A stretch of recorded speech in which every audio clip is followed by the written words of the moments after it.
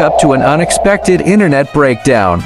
Would you be able to survive without checking Facebook for new postings first thing in the morning, with no Google Maps to find your way in a strange city, with a credit card unable to pay for lunch? If you're watching this video, it means the internet is still going, but what if someone or something shut it down? You could argue this kind of digital detox would be beneficial.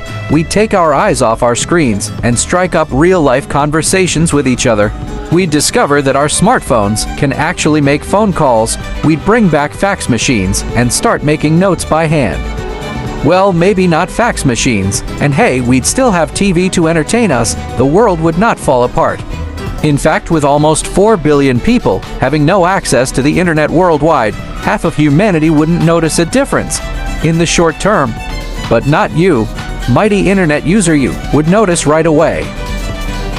If the internet suddenly flatlined, social media users would start calling each other on the phone, overloading the working telecommunication systems. Unless cell phone towers and telephone lines were also shut down, then you'd go back to writing letters and sending them via post.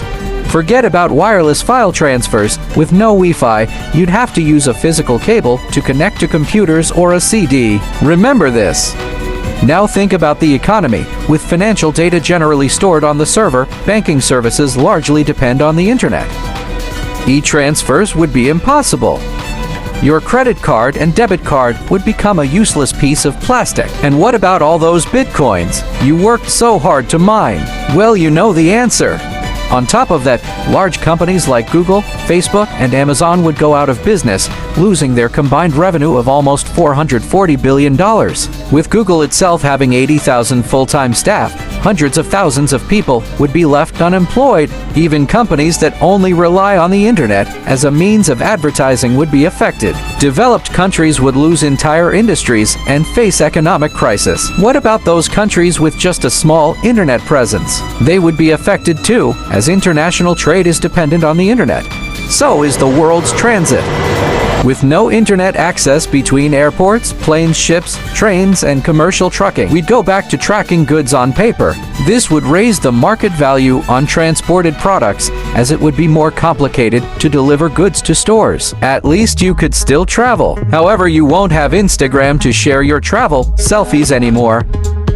Wonder if the internet shutdown is even possible? Well, not on a worldwide level. Some countries have actually introduced a kill switch to intentionally shut down the internet and telephone communications. But killing the whole internet is harder than just cutting off a couple submarine cables. The internet is a global network of many other computer networks. It doesn't depend on a single machine. Even if one part of it went offline, others would remain functional. So don't worry, you'll still be able to order pizza for dinner tonight.